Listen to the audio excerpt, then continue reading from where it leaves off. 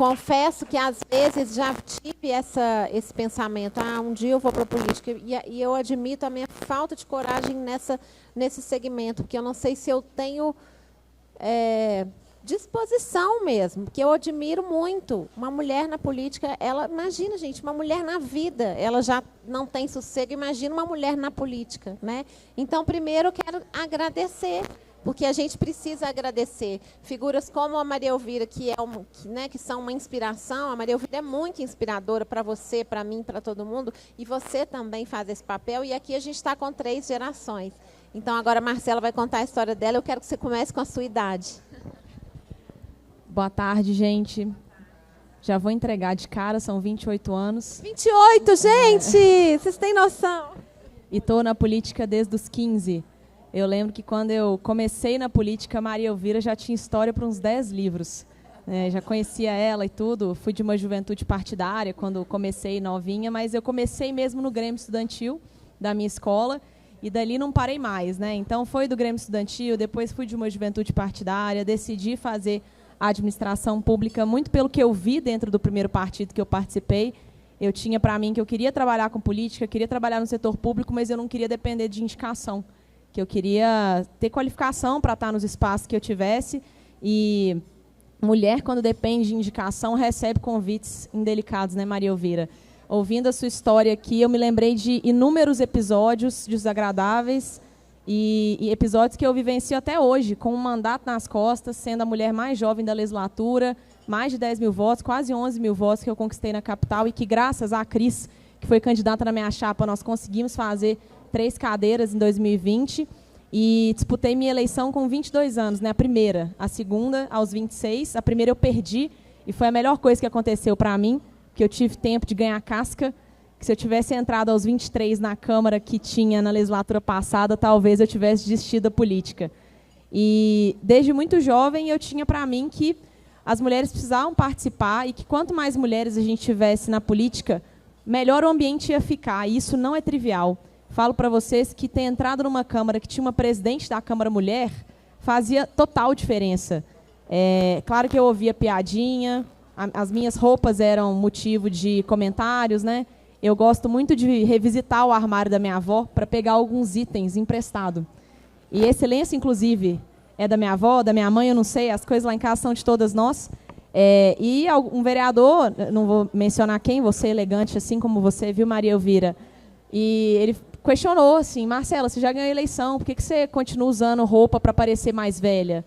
Eu falei, não acho que eu sou mais velha, eu estou usando uma calça diferente, com um lenço que é mais antigo, tentei criar meu próprio estilo aqui e dando satisfação, que eu não devia nem ter que dar satisfação. E é etarismo, né? Também. Total, porque além de ser mulher na política, eu sou muito jovem. E eu comecei na política indo de uniforme para as reuniões partidárias. Eu sempre fui a Marcelinha, vem compor a mesa para enfeitar. E aí chegar com um mandato, depois de 12 anos de política, ter que escutar sobre a roupa que eu estava usando, assim, é brincadeira, né? E aí eu só falei, olha, pois acostume-se, que o armário da minha avó é bem grande e eu vou continuar usando quantas roupas eu quiser. E aí eu faço questão de continuar usando as roupas da minha avó e todo mundo elogia. E o mesmo vereador já falou dos meus cabelos brancos, que depois de 2 anos de mandato eles aparecem com força, viu, mulherada? Podem vir que está quentinho, viu, disputar a eleição, mas preparem-se para o envelhecimento precoce, porque é uma jornada muito puxada. Para a mulher é ainda mais difícil. Eu ainda não sou mãe, não sou casada, e eu vejo as minhas colegas vereadoras que são mães, o desafio que é. São muitas reuniões à noite, são muitas reuniões cedo, conciliar isso com a escola dos filhos é um desafio, conciliar isso com a gestão da casa é um desafio. A minha monografia foi sobre maternidade e carreira, o quanto que todas nós pensamos em algum momento da vida. Será que eu tenho filho antes de formar ou depois?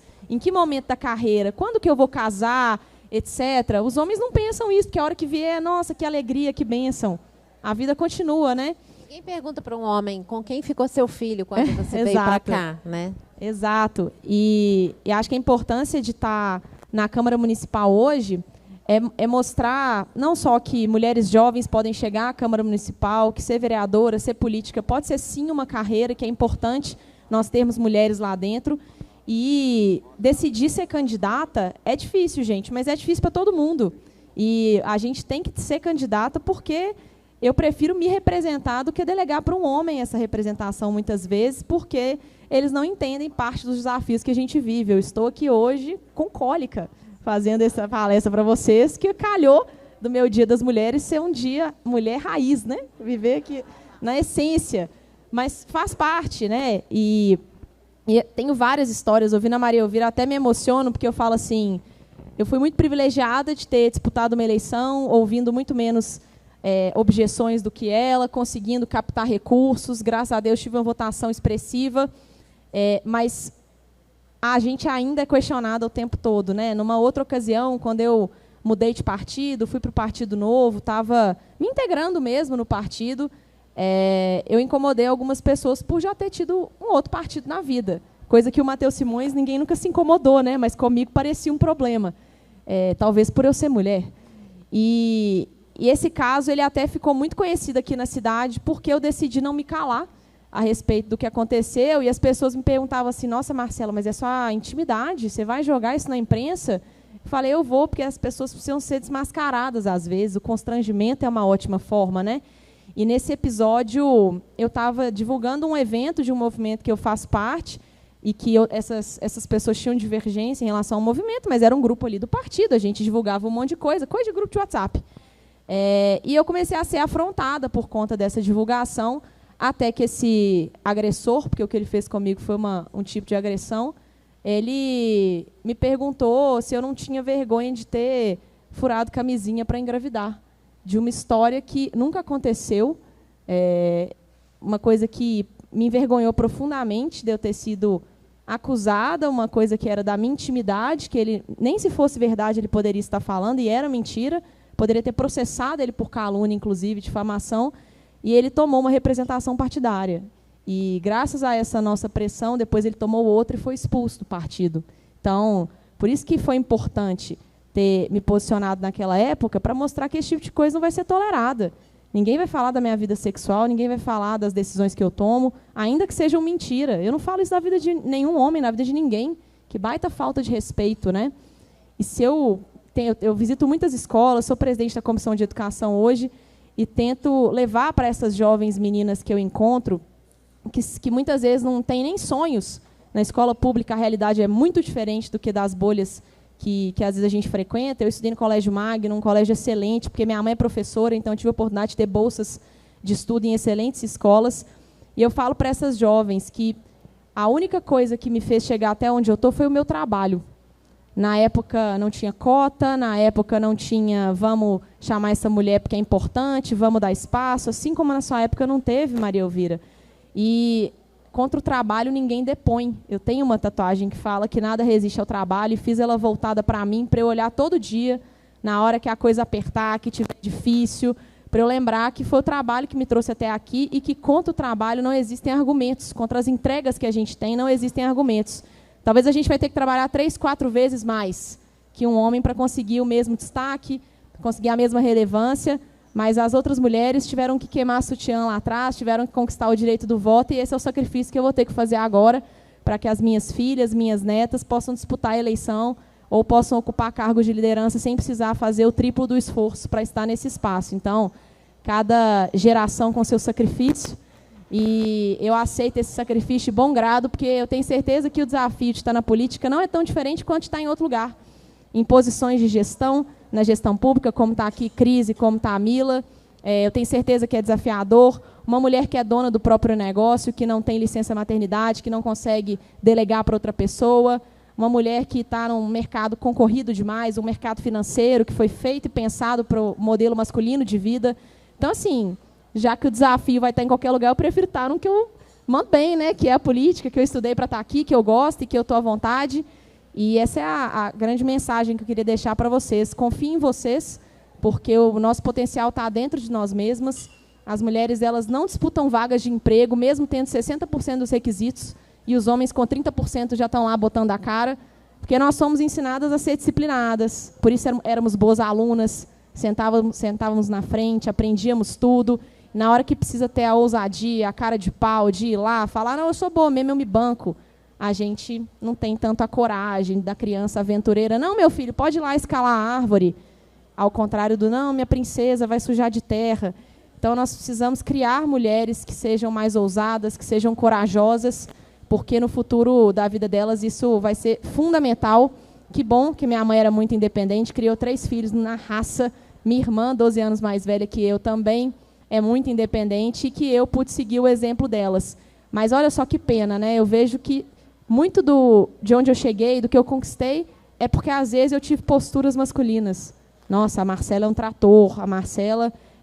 eu não brigo com a onça, não, eu sou a onça. Então, esse jeito brava, né, esse tom de voz duro, me ajudou em muitas vezes. Mas e as mulheres que querem ser meigas e fofas? Elas não têm espaço? Querem nome usar... Marcela significa guerreira. Guerreira também. E guerreira dos indefesos, né? E ainda nasci leonina, nasci brava mesmo. Sou leonina também, eu ia chamar Marcela. Ah, que bom aí, ó. Alinhadas.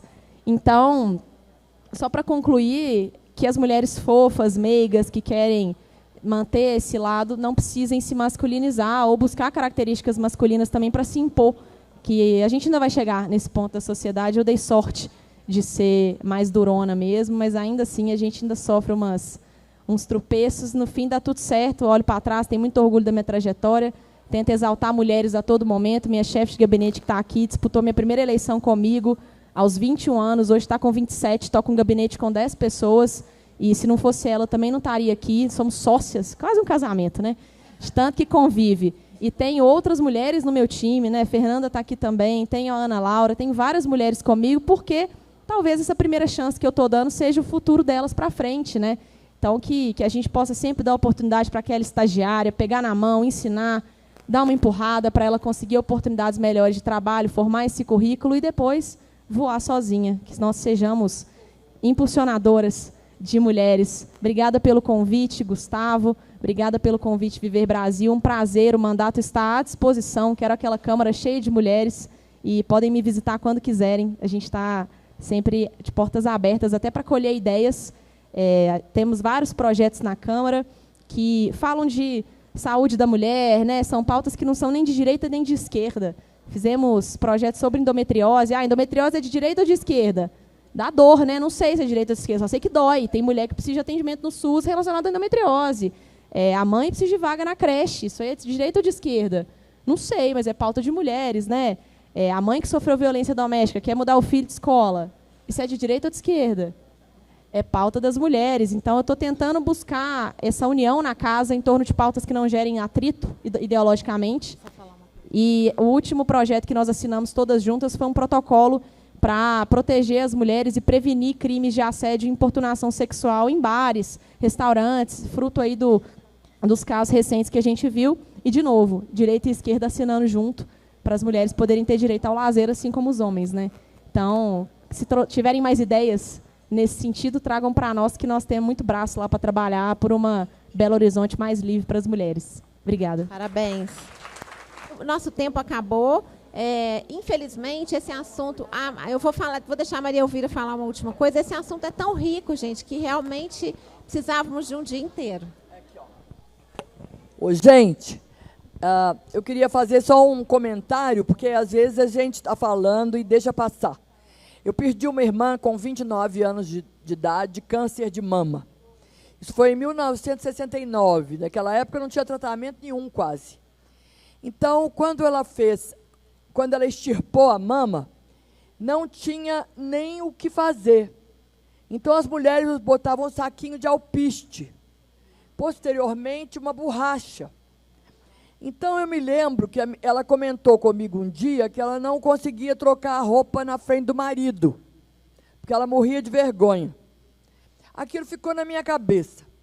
Quando eu cheguei à Câmara Federal, porque tinha que ser feito lá, e aí o bom da gente ser mulher, eu como você lá na Câmara, o meu primeiro projeto foi fazer com que o SUS, ou seja, o governo federal, pagasse a cirurgia reparadora de reconstrução da mama da mulher que tivesse sido mastectomizada pelo câncer. Foram 2 anos de briga naquele congresso. Vocês não sabem o que é aprovar um projeto. É muito difícil, ainda mais em primeiro mandato. Mas, graças a Deus, com o apoio de vários que eu não esqueço, Aloysio Mercadante, Michel Temer, José Serra, que era o ministro da Saúde, foi muito bacana. E outras pessoas, né? A bancada feminina, Marta Suplicy, graças a essa bancada, nós conseguimos votar esse projeto no dia 8 de março de 1999.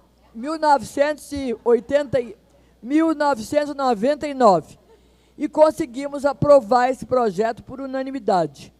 Então, vejam bem, no ano passado, 21 mil mulheres no Brasil fizeram a reconstrução de mama pelo SUS. E agora, o governo já está entrando com uma verba suplementar, porque estava faltando, porque tem uma prótese que custa caro, não é baratinho. Então, agora foi suplementado orçamentariamente o dinheiro para poder atender a toda a demanda que estava represada. Então, eu só cito isso, não é para ganhar palma, não, mas para vocês verem o quanto que nós, mulheres, fazemos diferença, inclusive nos problemas e na vida das outras mulheres, né? Isso é muito importante que seja pontuado aqui, porque se vocês estiverem lá, na Câmara Municipal, na Assembleia Legislativa, em qualquer governo e na Câmara Federal, vocês terão sempre o olhar ligado para os problemas da família, para os problemas da mulher. E só para terminar, eu queria falar o seguinte, aqui não foi falado, foi falado um pouco sobre envelhecimento. Eu acho que isso aqui devia ter uma pauta enorme, cada vez mais, porque nós estamos aumentando o número, e estamos vivendo cada vez mais. E se a gente não se cuidar, a gente acaba na cadeira de roda.